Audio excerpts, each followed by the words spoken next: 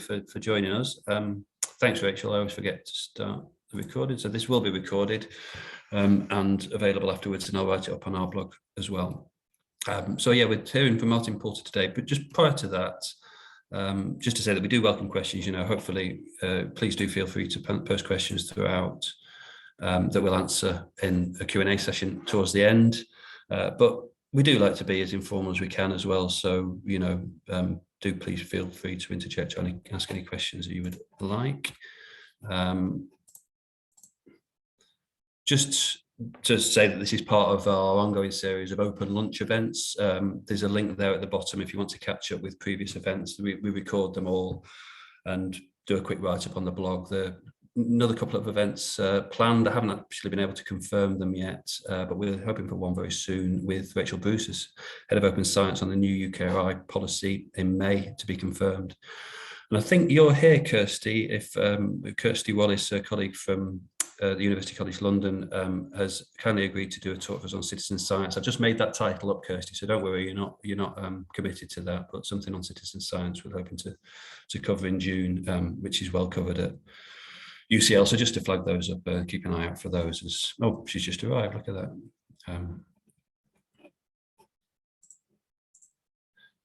So I won't dwell on that. If you can hear me now, Kirsty, I was just talking to you, but you've only just arrived. So I was just saying that we will be doing a session with you hopefully at some point in June. So we'll confirm that soon. And I have just made that title up, so you're not committed to that title. So just to set a context for today's event, with very grateful for Martin Poulter to join us today. So, but just to set it very quickly in context for the library, the Leeds University Library's strategy, our vision for 2030, which is relatively recently published, entitled Knowledge for All. And this is, you can see the whole thing if you're interested online. The link of these slides will be circulated, or you can just Google it and find it that way. But it just emphasises that the challenges facing our society today can only be solved through global cooperation, collaboration and openness. And the University of Leeds Libraries will foster the open culture that is needed to make a meaningful difference in this world, support learning and research that is able to address challenges on a local, national and global scale. So, as I hope we'll learn today, and Martin and myself will convince you that the Wikimedia suite of tools offer an infrastructure to contribute to that mission. And this is part as well for me in my particular role. So I'm Open Research Advisor with a specific remit around open research at the library here at Leeds. And this is an area that's got increased emphasis at universities. And it's around obviously ensuring research outputs are freely available to reuse, redistribute, and reuse. And it's largely driven by the reproducibility crisis or the replicability crisis, but it's also, I think, about the impact of research and its broader contribution to society. And citizen science, as I said, is part of that as well. So that's something, as I say, we hope to look at in June with another one of these events. I've highlighted a couple of strategic priorities there from our Knowledge for All vision. And you see that emphasises things like digital humanities and digital scholarship. Openness is a big theme that runs throughout. Civic engagement, open debate on digital information poverty, digital inequalities, ethics of technologies to ensure inclusive and equitable services for users, for example. And as I say, I really do feel, and hopefully, Martin will convince you also, that Wikimedia offers an open infrastructure that, easily enables research outputs, media, digital assets, to be distributed at scale with clear provenance, in our case to the institution, and link back to institutional systems via persistent identifiers. So that's some of the stuff that Martin will go into a bit more detail. So I won't talk for too much longer at the moment.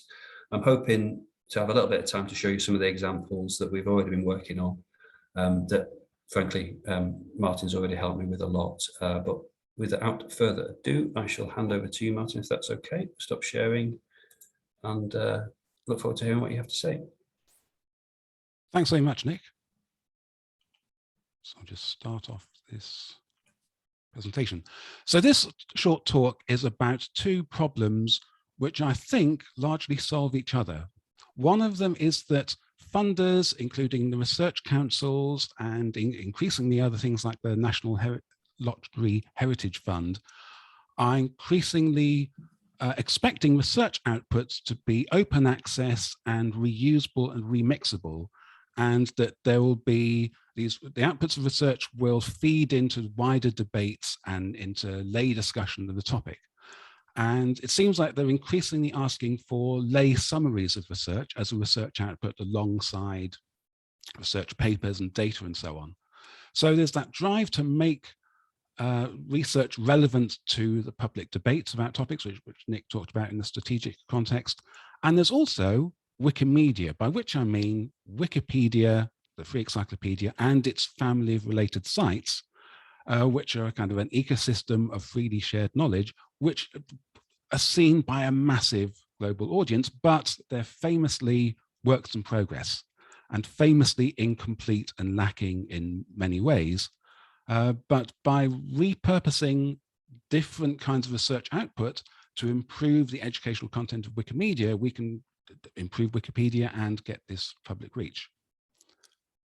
Just going to close this dialog box. So I first encountered this idea about a decade ago when I started doing Wikipedia outreach, and I encountered this scientist, Darren Logan.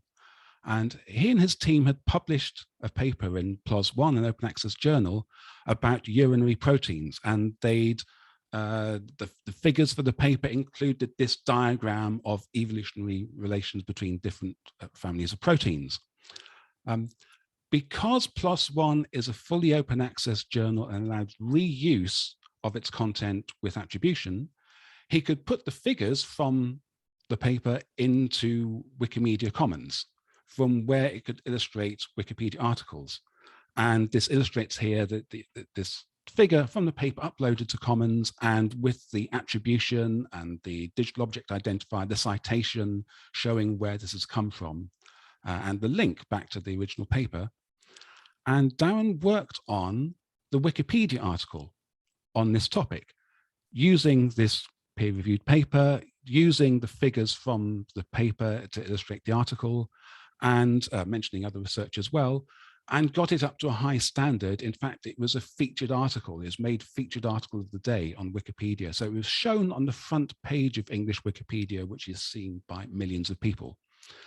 And Darren assures me that it's hard to test, but it seems like this got a lot more attention than other similar papers, because it had this public exposure, or the summary and the link and the figures had this exposure to a massive audience it wouldn't otherwise have had. And so this seems to be reflected in citations and scholarly attention on the article, because scholars, researchers, doctors are using Wikipedia as well, just like the lay audience are. They're using it to find reliable sources and published scholarly sources, but everybody's using it. So I've got examples. I'll look at a couple of quick examples from my time in Oxford. So during my time at Oxford University, I was an editorial advisor to this open access journal, Vestiges. And one of the papers that was published was about this archive in Cameroon. Now, Wikipedia does not have much about Cameroon. It's one of the biases of Wikipedia that there's less about things in Africa on Wikipedia than there are things in the Netherlands. And this was a descriptive article about something that Wikipedia had no article on. So I was able to adapt it. The author's interpretations and recommendations weren't suitable for Wikipedia. I could cut those out, and some things could be cut out to cut it down to a purely descriptive factual article, but that was still quite a meaty article, and we could reuse some photographs as well. So this meant lots of citations from Wikipedia to this new paper. Also, because text from the article is reused, there's this attribution template. So it's to say specifically the text from the article is being reused, which is possible because it's an open access journal allowing reuse of its content. When I was at the Bodleian, a lot of what was going on was digitization of Middle Eastern manuscripts. And so this important manuscript, the Shahnameh of Ibrahim Sultan, was put online and announced as a blog post. And I saw how this could connect to other things. And this could be again, more reused, made more reusable. I went through the blog post sentence by sentence and turned the statements into statements in Wikidata, statements of relations between things. So there's kind of a model of this illuminated manuscript and where it's from and why it's important within Wikidata. Other people are putting in other things in collections, other illuminated manuscripts and so on. So if I ask Wikidata about a topic, this is a Wikidata query for things in collections that are connected somehow to Timur, and we can do this for any kind of historical figure. So there are paintings depicting him, there's a letter written by him, we could also find things commissioned by or dedicated to this leader, and we can do this for Suleiman the Magnificent or Ibrahim Sultan or Timur and so on. So some of the data here are from what I put in when working at the Bodleian. I now work for Sir David Khalili describing his art collection in Wikidata. So, and he has other Shahnamas and other manuscripts. So these things join up, and other people around the world are describing things in collections. They're describing literary works or paintings or object, or in the scientific field could be proteins or species. And these things join up and make something lasting, which gives us kind of literally an ever improving picture of this topic. So stepping back from those examples, I'll say more about what I mean by Wikimedia. There's more than a dozen different content projects, of which Wikipedia is just the best known. These are the four that I think are most relevant to the work in universities. Wikipedia with articles, Wikimedia Commons has the digital media, Wikisource has source text, so stuff that's published but now out of copyright may be available in scanned form and is now being transcribed by the community into electronic text, similar to Project Gutenberg, but kind of joined up. And Wikidata is for data. We'll go into more about what Wikidata does. So for a given topic, like a historical individual, you'll hope there'll be an article in Wikipedia about their life, what they did, why they're notable. That'll be illustrated with images, which are drawn from Commons, and they might be the portrait of the person, their signature, their coat of arms, their manuscripts, other artwork depicting them, and so on. Wikisource will have the text of documents. So you wouldn't have all of Byron's poetry in Wikipedia, but you'd have the full text of the poetry in Wikisource. And then Wikidata expresses relations between things. So Lord Byron was a member of the Royal Society is a fact represented in Wikidata. Also how things are named and identified. So Wikidata knows that Lord Byron and George Gordon Byron are the same person. And Lord Byron, the person, is different from Lord Byron, the book or the film.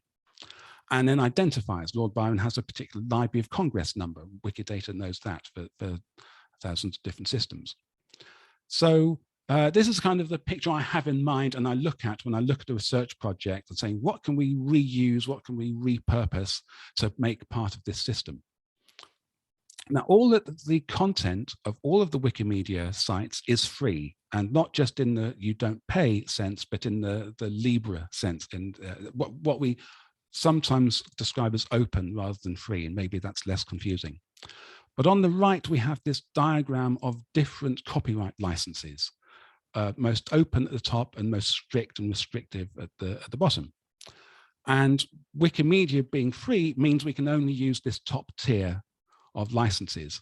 Essentially, if something can be reused for any purpose, so long as you give attribution and maybe you have to share alike, maybe you have to share your adapted version under a similar license, then it qualifies for Wikimedia. For Wikidata, it's got to be CC0. We can't really attribute all of the tens of thousands of people who've contributed to this one database. That wouldn't be practical at all. But these licenses are increasingly the ones which funders are driving us to use. So that opens up an opportunity. Whereas if we had non-commercial or non-derivative kind of licenses in the past, we couldn't reuse that. And that's kind of an argument for these more open licenses. So what kind of stuff can we share? I've mentioned diagrams, like if you've got the evolutionary tree of proteins, that can be shared. If you've got scans, micrographs, maps. If an image is generated with code, for example, you've got the coordinates of supernovae, and you generate a little visualization of supernovae, which galaxies they're in, with some Python code or R code or something else like that, you can share the image or the animation and the code. And if there's a small data table, you can share that as well, or a link to a larger data table. So that's a kind of a chunk of very reproducible open science that you can share. There's richer context that you can give to files than sharing them on Flickr or Instagram or kind of an image sharing site. Latex summaries are mentioned if there's text which is suitable for a lay audience. It may have to be adapted. That can be repurposed on Wikipedia. Identifiers are a big thing. So if your research project is about people or artworks or places or species or genes, those things will have identifiers. Maybe you have identifiers for them in your database, and that's the secret of linking up with Wikidata and Wikimedia. So we'll look further into that. And some secondary data. So to underline, Wikidata isn't for primary research data, like you've recorded purchases made in an economy, or you've taken measurements related to climate. That raw data can't really be used on Wikidata, but the outputs of research, the conclusions of research, the fact that you come to from studying those primary data can be shared on Wikidata. If you find a relation between things, or a significant date, or quantity of things, that can be shared. Documents can be shared, and the wiki source community likes to have scanned documents because, like I say, they want to recreate them in electronic text, or we want to translate them into other languages. Something less used but does come from open access research are little sound and video clips. Say the stimuli used in psychological experiments, or videos of things being injected into bacteria, and here there's scientific things. And a couple of more recent types are shape files. So if you want to plot on a map the historical borders of Yorkshire, and you've got a shape that represents that could be shared and appear on maps. And 3D structures. So if you've got an object and you've got a 3D scan of it, or you've got a design, an abstract thing, and you want to share that, and other people can download it and print it on the 3D printer, there's capacity for that, that's relatively new.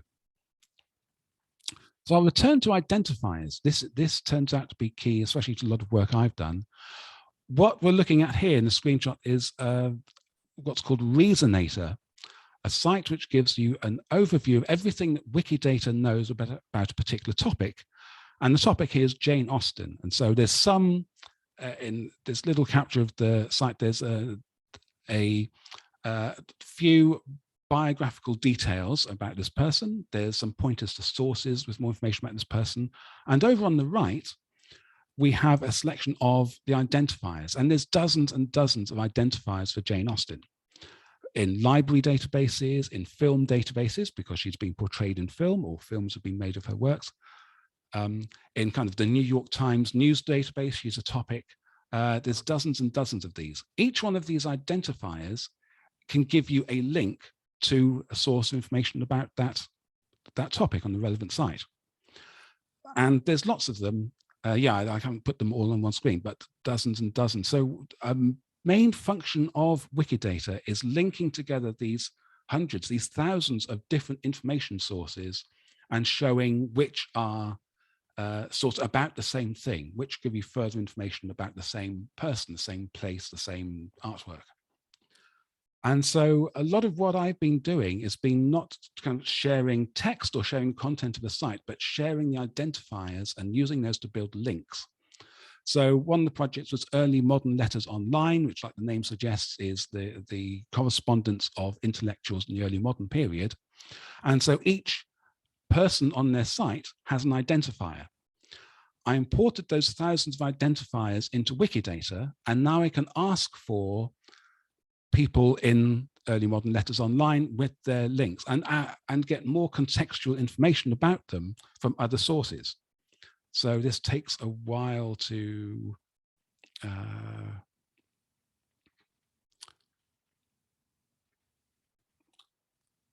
sorry, I've just got to select the right tab. So this is a tool called Histopedia, and this generates timelines from Wikidata, and it draws in images from Wikimedia Commons. So what I've done here is say, give me all the people in early modern letters online, give me a timeline of, this must be date of birth, their birth and death, color code by the scholarly societies they're membership of. So that I think they're all members of the Royal Society, but we can focus on French Academy of Sciences and Académie Française. And this will all appear interactive, and I can zoom in. And you may have seen kind of the basic version of Histopedia, in which all the links, when you double click on something, go to Wikipedia. But this can be coded so it links to anything. So I can say, when you double click, go to the MLO entry for that person. So it's taking a while to load because it's a live demo, and this always happens with live demos. No, I click on Nicholas Malebranche, and here's the MLO link. So this is a front end, a colorful interactive front end to thousands of pages on this research site. And I did something similar for Electronic Enlightenment. And another project was the Atlas of Hill Forts in Britain and Ireland. Again, they have a site structured where each of these sites, these prehistoric hill forts, has a page on their site.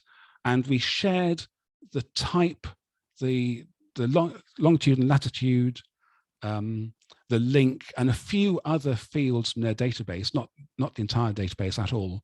And we shared that top level of data on Wikidata. And now we can generate maps, again, which link, you click through to the original database. But any search on Wikidata on things in a particular area, things in the Isle of Man, so, yeah, or archaeological sites in the Isle of Man, will turn up these hill forts in this database and give you the link to the research database. And I've used this to generate a list which can be pasted into Wikipedia. So we get a Wikipedia article essentially out of a data table. So I think it's advisable to consider how you do this early on in the research project, although things can be adapted post hoc. But for example, if you are doing a project about people, places, coins, enzymes, genes, hopefully you're going to use standard identifiers, or you're going to create standard identifiers for those things. And you're going to build your site around those identifiers. So I can link to your site with just by adding the identifier to your web address. So it's a great advantage when things are designed that way, if they're a big database. And for copyright, yeah, make sure it's understood that the figures being shared are going to be under an open license, that data are going to be available as CC0, get agreement from contributors on that. And think about style compatibility with Wikipedia if you're generating text. Wikipedia has a very precise style that's very, very descriptive and declarative. It's not like writing a research paper. It's not like writing a textbook. It's a very specific style of writing. And so it helps to get advice about, if you're going to write lay summaries, advice early on about, is this Wikipedia compatible? Could it be adapted easily to Wikipedia compatible? And this is why, this is maybe self-serving on my part, but I think it's a good idea to get wiki expertise. To advise a suite, this is what I was doing at Oxford, advising a whole suite of different research projects on different ways of sharing. So an experienced Wikipedian will know about these issues of house style, and we'll be able to adapt text into the house style, or advise in the writing process early on about making something suitable for Wikipedia. There are review processes. I briefly mentioned featured article, and there's good article, and there's did you know. These are different ways of getting content showcased and highlighted, maybe exposed to millions of people. but they're kind of arcane review processes. So you need somebody who's familiar with those processes. A Wikipedian can do Wikidata queries. So talked about importing data like identifiers, but also doing a query like which of these people in the early modern letters online set have an image, which of them have a Wikipedia article, which of them have a Wikipedia article but not in English. That's all useful to have. So the queries that a Wikipedian sets up can give you progress on on the project of sharing your content. And then there's Wikimedia Commons. So actually getting your content on Wikimedia Commons is half the battle. There's a system of categories, which is it's a folksonomy. It's just a kind of chaotic, huge number of categories that's constantly evolving. So it helps to have someone who's at least familiar with that, because there's tens of millions of files on Commons from thousands of different sources, and the category system can be very specific. So there's a category for PDF files of sheet music by Franz Schubert. So if you upload, as Leeds has, such file, you want it tagged with these category tags so people can find it. So what I hope I've shown is that you could be doing a really massive multi-year research project that creates a huge database of thousands of things, or you might be writing a single article, a single biography, or you might be discovering some interesting historical facts. Whatever scale of research project you're doing, there's some output that can be shared more widely and join up with other knowledge and reach a much, much bigger audience, potentially everybody. So at that point, I'm going to stop and hand back to Nick. Thanks, Martin. Yeah, that was great. Thank you very much. We are still recording, just as a warning, but before I say anything further, I'll keen for anybody to be able to pose a question or two to Martin, if that's all right with you, Martin. I mean, we can do so at the end if you haven't had time to think of one. There's a Happy to take questions now if there's stuff that I've gone over way too fast and isn't clear to people. And now I'm going to show a couple of examples that hopefully will elucidate some of what you've been saying as well. There were a couple of, hang on, I can't find my chat now. What's going on?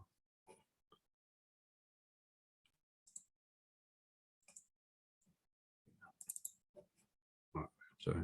There were a couple of questions from Eric, a colleague here from Leeds, in the chat. So we can see the chat.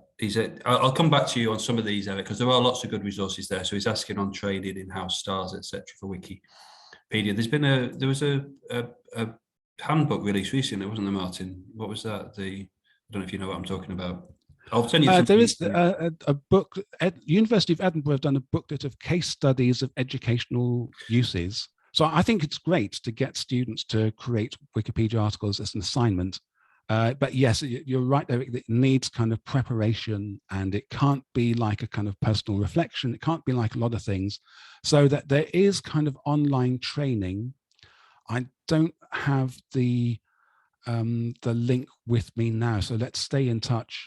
Yeah, well, I mean, as I say, Eric, I've got lots of links I can send your way, and Edinburgh in particular, as I'll mention in a moment, are really good, aren't they, for this type of resource, Martin? I think they've got a Wikimedian in residence, and that's something that we're looking at Leeds as well. I'll tell you a bit more about that in a moment. And answering Eric's earlier question, all of the publicity and advocacy I do for Wikimedia is available under the same terms as Wikipedia itself, which is free reuse for any purpose, as long as you attribute. So I'm very happy if you manage to extract any of this to use with students. You have permission for that. And he did just ask, would there be any reason, Martin, I suppose I can answer that, for putting this video on Wiki Commons, or is that not really what it's for? It can be. There are certainly, recordings from events. So long as your server is available to the public, it doesn't need to be on Commons. Yeah. But yeah, it was just a question he was asking. But yeah, but there's absolutely no reason you can't use it, Eric, because it will be under an open license. So please do ask any ongoing questions, but I'm just going to show you a couple of examples that I've been experimenting with a lot of help, it has to be said, from Martin and other colleagues. So public thank you to Martin in particular, and Richard Neville from Wikimedia UK. I'm not sure he's here. Also Lucy Moore. We've worked together, haven't we, on some of this stuff. Lucy, she's here from Leeds Museums. And one of the examples I wanted to show you was, for two reasons really, is Wilson Armistead. The first reason is I think Wilson is a bit of a local hero in Leeds and deserves to be better known. But the second reason, perhaps from my own perspective, is it's my best and first original Wikipedia article. Again, with a lot of help from Martin in terms of style, etc. So Wilson Armistead was a British Quaker merchant in the 19th century, slavery abolitionist, I can never say that word, an author from Leeds. And in 1851, he hosted Ellen and William Craft. So these were fugitive slaves from the southern states of the US. They did have their own Wikipedia page. Wilson, however, didn't. And Wilson actually included them on the census return of that year in 1851 as fugitive slaves in an act that has been described as guerrilla inscription. So I actually learned this from an article from a colleague here at Leeds. So that was Professor Bridget Bennett, just in the course of my day-to-day work in research support, her article in Atlantic Studies around guerrilla inscription. So Professor Bridget Bennett is a professor of American literature and culture in media and communication here at Leeds. And I was just interested seeing this stuff. So it wasn't on Wikipedia, so I wrote an article about it. You can find the article open access. It's actually behind a paywall, but the open access version is available from the White Rose repository. So that's Wilson. This is a graph of sort of the views that page has had over time since I wrote that back in 2020. And obviously it's been added to, I think, I'm not sure, it's not a great image, is it? But I'm not sure where that image of Wilson's come from. I didn't put that up, but somebody's added to that. This is the collaborative nature of Wikipedia, obviously.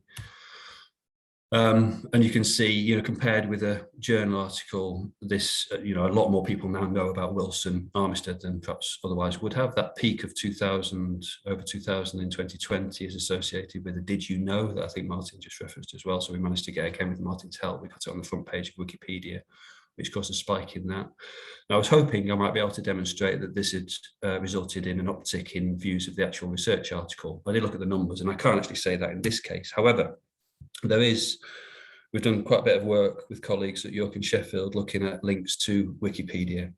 And from a data set we got in April 2019, we were actually looking at the proportion that were open access. But we found at that time around 1,500 DOIs, so that's not linked to the repository, but DOIs associated with Leeds cited across Wikipedia in April 2019. And there's also a lot of evidence that people do click on DOIs through to the cited primary records research from Crossref, which is the organisation that mints DOIs.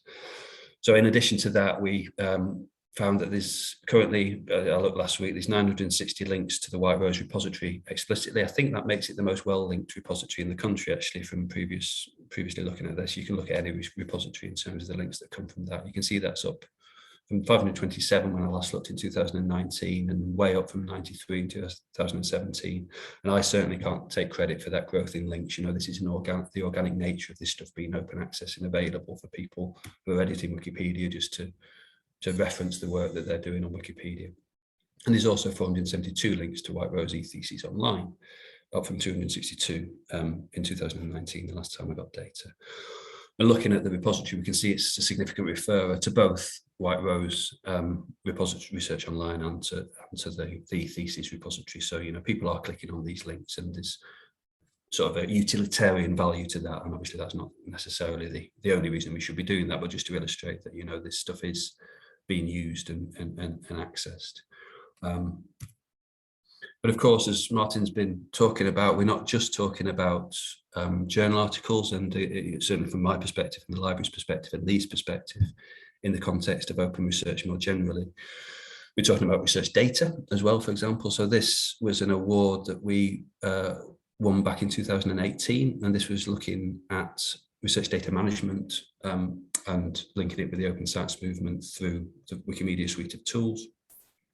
That actually resulted in a paper that Martin and I wrote together, mostly Martin, it has to be said, looking at strategic engagement in universities and libraries with Wikimedia, which is, to be perfectly honest, quite limited. I've already mentioned Edinburgh, and they're certainly the best example in the UK. Martin's been talking about Oxford. I think Coventry had a temporary position as well.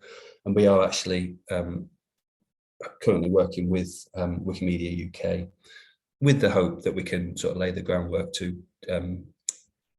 get a Wikimedian in residence, with a part-time role in that regard. But that's ongoing, so we don't know quite how that's going to transpire.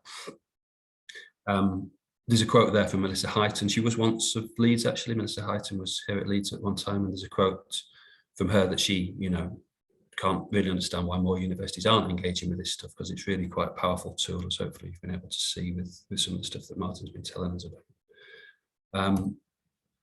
Couple of examples quickly that really represent experimentation as much as anything. I'll tell you what, I'll try this live, if that's not going to be a disaster.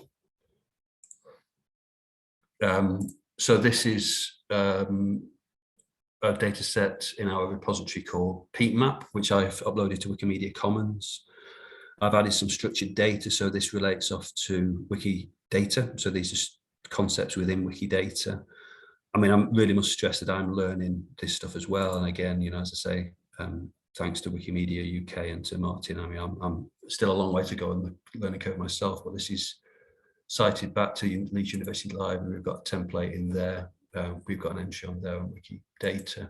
So everything's sort of interlinked. This links back to the source DOI. So this is the persistent identifiers that Martin was talking about before. So that links back to the record in our repository, which is actually our most popular data set by quite some margin. You can then see the licensing on this. This is on the Creative Commons.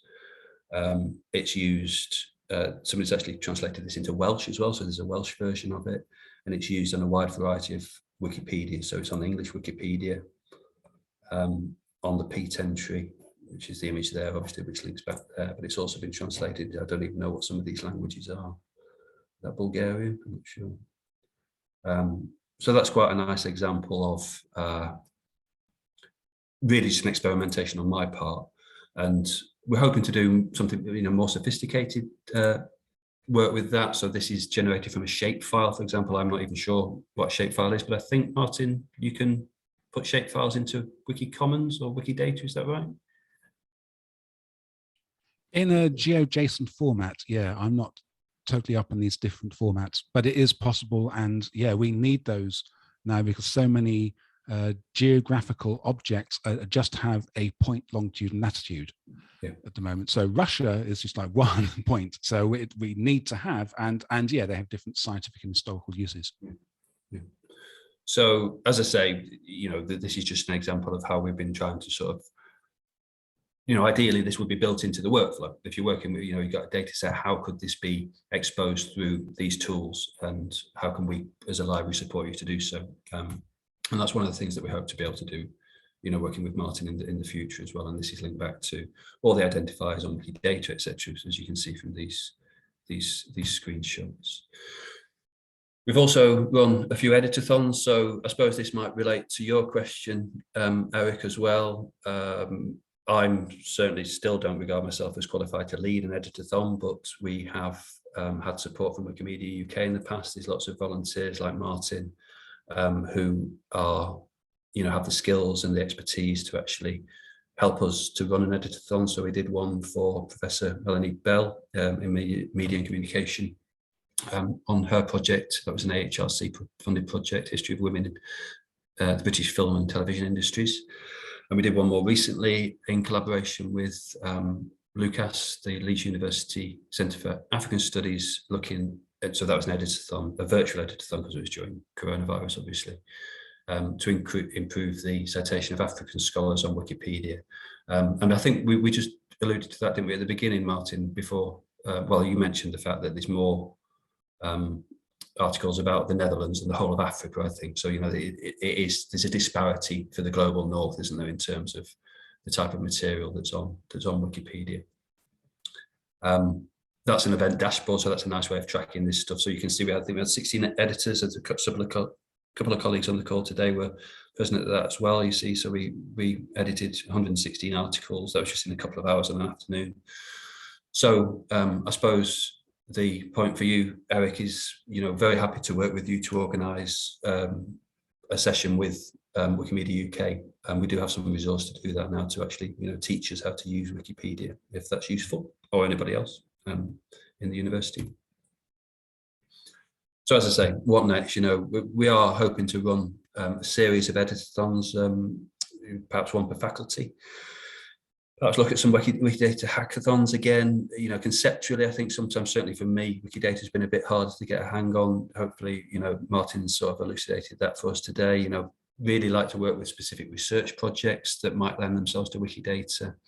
I think Mark Taylor-Batty, head of English here at Leeds, is here today, and I know you've got, Mark, database of Harold Pinter, and I've touched on that with you, that might lend itself to Wikidata. I don't know. It's something we could perhaps look at with Martin. So we are planning to work with Martin as a consultant on this stuff. And that's one example of a project that we might look at. But if anybody's got any ideas, if you're working on a research project that you think you might lend itself to this, then please get in touch. There is a little bit of funding available this year to look at this stuff. As I say, working with Martin as a consultant, and more generally with Wikimedia UK. I know colleagues from Special Collections have been looking at Wiki data and Wiki Commons as well.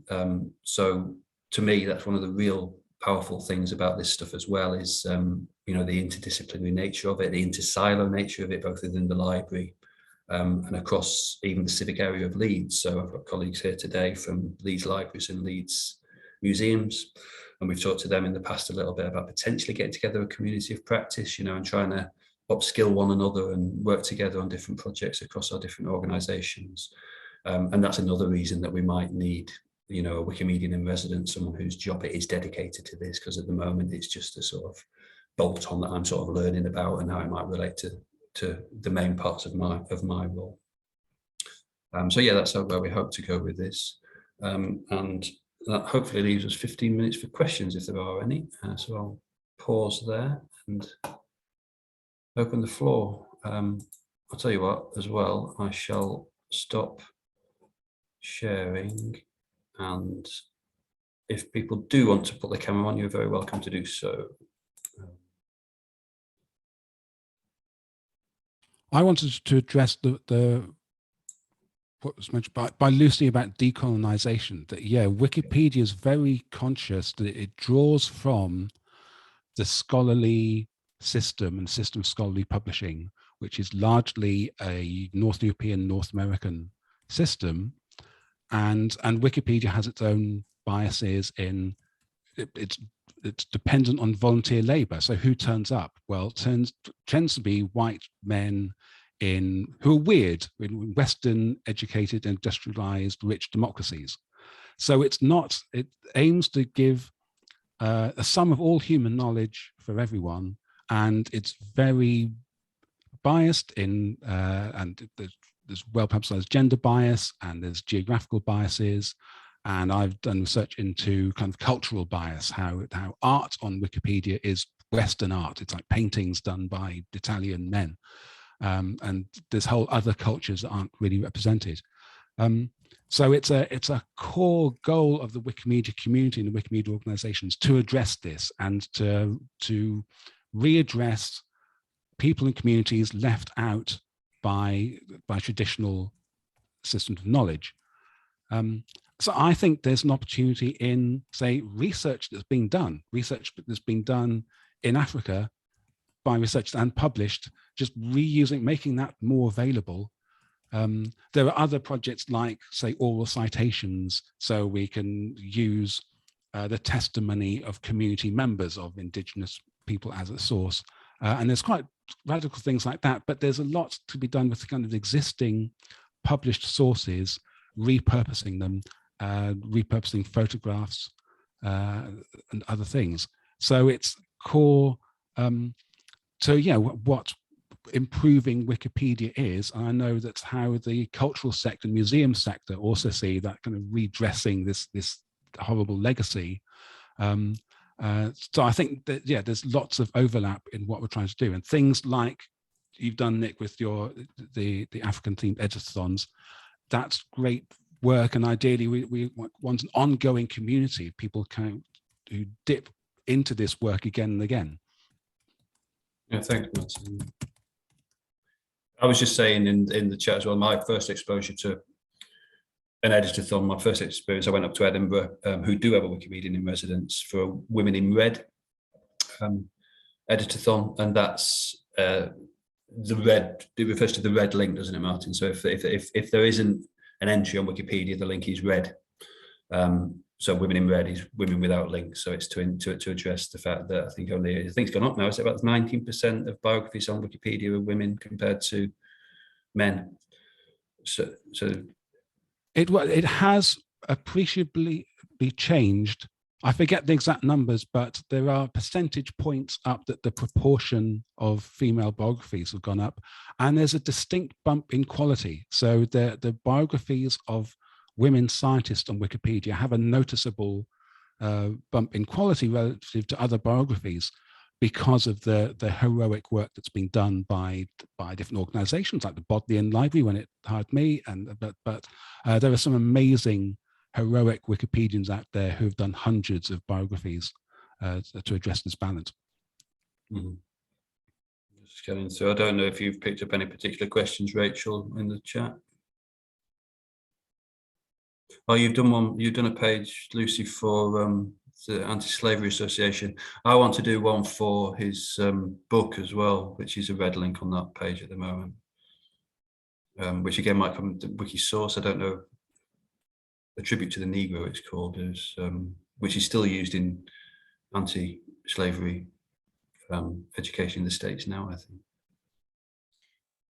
There was a question or comment by Cloth Cat, which I think is Antonio, about strategy, I think, about do you believe that Wikipedia should be institutionally led with Wikipedians in each faculty posting content, or should it rely more on academic staff initiatives to share? So I guess that's this change in culture, or how we roll out across the institution, and what strategies might be adopted.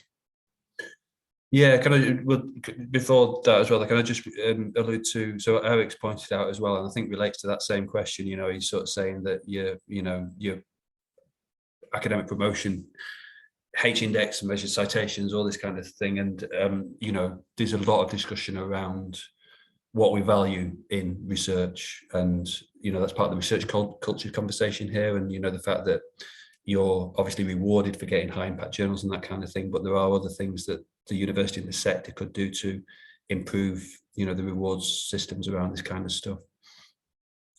But yeah, it's a good point, Eric. Why would you spend your time doing this when it's not of direct benefit?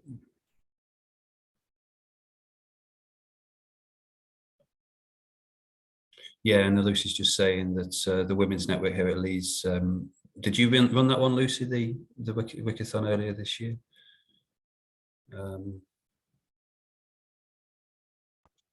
Sorry, I interrupted there. I mean, I don't know if you have a view on Cloth Cat, which is our colleague Antonio. Rachel and I were wondering who it was, Antonio. We didn't know you were Cloth Cat. I'd like to address that. I think a Wikipedian for each institution would be a great idea. I don't think they need to be faculty specific, because the skills needed kind of cross a lot of subjects. And in the field of museums and archives, it seems to be going that way. There are more and more Wikimedians and residents being hired for different museums and archives. The National Archives of the United States, I think, have two or had two professional Wikimedians and residents.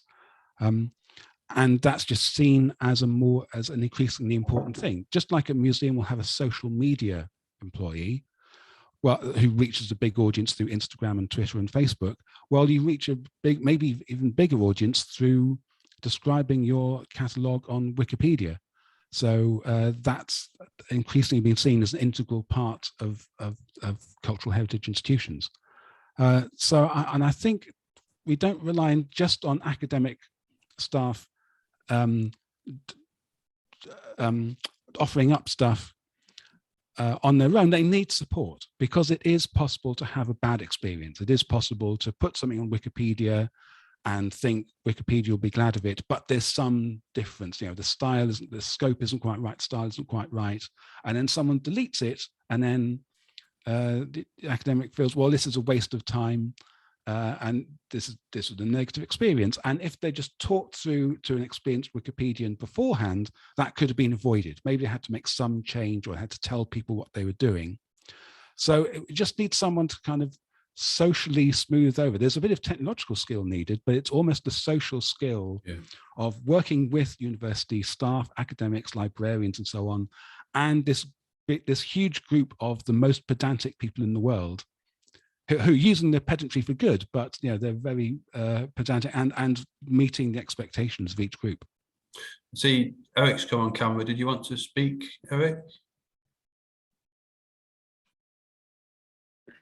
Thanks for all the questions, and we'll certainly get back to you on them. As an academic, I think most academics at least are trained to write content for Minerva as learning resources. It'd be really great if I could just press a button and my learning resources are imported into Wikipedia. And that's just not me, but everybody. I mean, there's a vast amount of content in Minerva for teaching our modules. And we have to keep that up to date because every year AI advances a bit. I guess there's two issues. Is it technically possible? And secondly, does Leeds University actually allow this? I've just been producing an online MSc course in AI with the Digital Education Service, and I got the impression that they want to keep it in-house and not let anybody else have any of these resources. That might be one for you, Antonio or Clothcat. I don't know if you want to come on mic and comment on the... Yes, I can comment. Hello. Sorry, first of all, I'm going to turn my video to me. Yes, Eric, that's a great question. And I have another question for you. Sorry, I'm going to put my camera looking at me. Yeah, sorry, I was on my phone and I had a problem with the account. I had another account, etc. But it's me. That's a great question, Eric. And I think the problem is not solely of Leeds. Do you know any learning environment, so-called learning environment, that can actually allow that? Because that is one of the things I've been very critical with about learning environments, that they are designed to be closed. If we had another learning environment like Moodle, do you think Moodle allows for that type of functionality? Could we have metadata included for each learning resource that would allow a seamless transition into Wiki, the source of family projects of Wiki? Because really, it's not just about pushing content; it's about pushing the metadata and the descriptions, etc. It's more technically, it's not as easy as it looks. Although I take the point of the political aspect of learning environments, which have been originally designed to be closed. I'm just conscious of this is perhaps a big question that we can take up with Martin offline, because as I say, we are hoping to work with Martin and with you, Antonio, if that's okay. But I suppose, the other question that Eric was getting at in terms of would Leeds allow that? You mentioned it was part of the OER policy. We have an OER, Nick. We have an OER policy that allows Leeds staff and encourages Leeds staff to share open education resources with a variety of licenses available.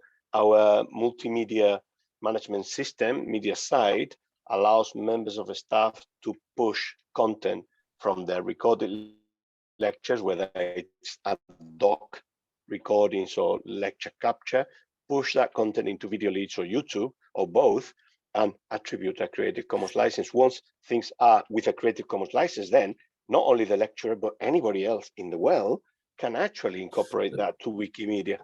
So that might be worth a conversation, Eric, if you perhaps have got what sounds like a different message from the Digital Education Service. It sounds like perhaps in terms of we're talking about, well, the Digital Education Services is committed to sharing assets, digital assets that have been produced from MOOCs with open education resources. A different question is, what happens with the MOOCs as a whole, but the assets, the encouragement, the policies to share those assets. And we are working on a project of a repository to rationalize that sharing and make it more visible and more accessible as an activity, the sharing activity. But there is no impediment that I know of, there can't be actually, for me to share my lectures on YouTube with a Creative Commons license. It is encouraged, providing obviously that I don't put in the lecture copyrighted material, of course. Yeah, but we are encouraged as members of the staff to share openly.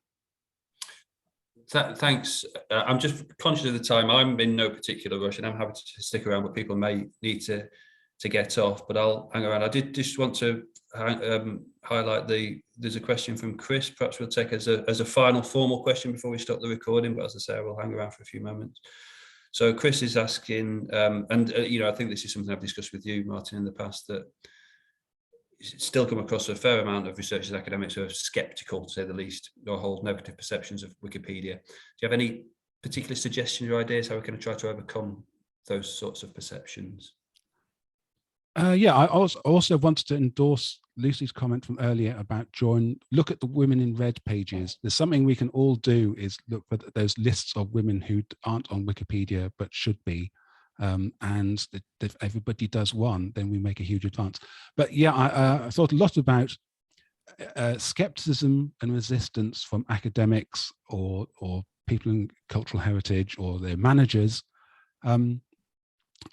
Often that's, well, a way around it is to not mention Wikipedia and just to look at Commons or Wikidata, and don't talk about writing Wikipedia articles, but do they have identifiers, facts, data that can be shared on Wikidata? Would they like a nice interactive timeline like I was demonstrating?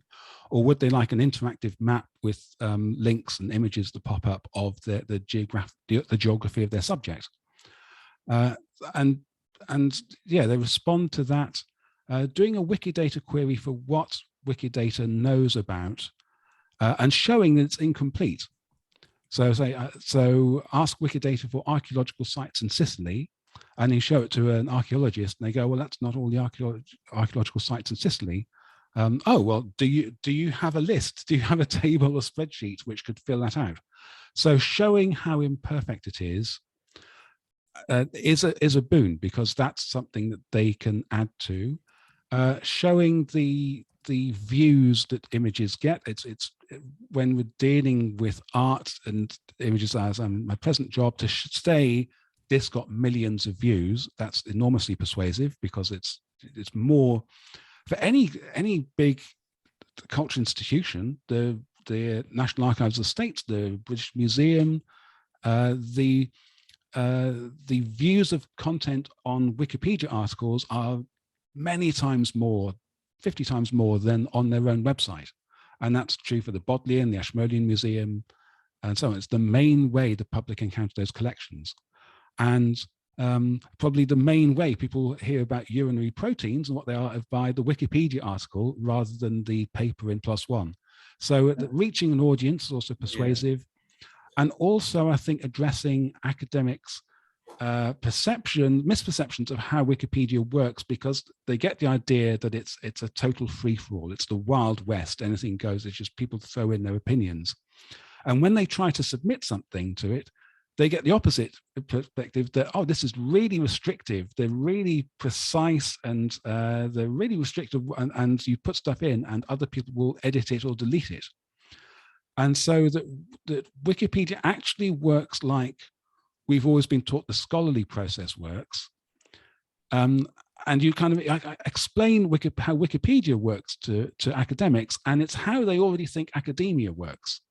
With review, decisions are made on the weight of argument, not by popular vote or by somebody dictating and so on.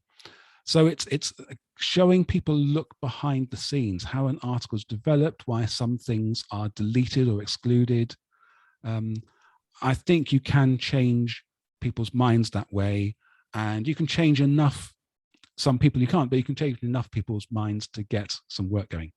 And it has changed, hasn't it, Martin? I think it's certainly the perception has shifted. Certainly the work that I've done with you and what I've learned from from working with you. But I just wanted to throw in an anecdote really from, if you are an expert in a domain as you are as an academic, and when one of the early editathons we did supported by Wikimedia UK, and there was an academic, I can't even remember what discipline he was in, and he was just looking at a Wikipedia page about his discipline, and this is all wrong, it's misguided or it's not, and the fact is that is the lens through which the public see your discipline, whether you like it or not. It's ubiquitous, and that's where you Google something, you go to Wikipedia, including prospective students. Yeah, so I would, that would be my sort of slightly hyperbolic final word, I suppose, is that we have a responsibility in the academy to actually make sure it's as accurate as it possibly can be. And to measure this and recognize it as impact, as changing the public discussion. There was Kirsty or Lucy or somebody earlier said about altmetrics that, Wikipedia counts to altmetrics because it's changing the public debate about something. But we are past time. I mean, I'm always conscious with these things. I don't want to keep you longer than you want. If you do want to hang around, Martin, that's fine, because if you're in a real room, you would sort of you'd have a chat, wouldn't you? Or some people would rush off, and you might have another cup of tea or whatever. So if people do want to hang around, there's any more questions, then please do. But I'll sort of formally draw the event to a close there. So thank you everybody for coming, and please do get in touch. I mean, that's what we really do want from, because I'm a layperson, I work in the library, I've got a degree in English literature, which means I can read basically, so I don't know anything about the ins and outs of all the disciplines happening around the university. And we really want to work with you in your disciplines, and identify specific research projects that we might work on.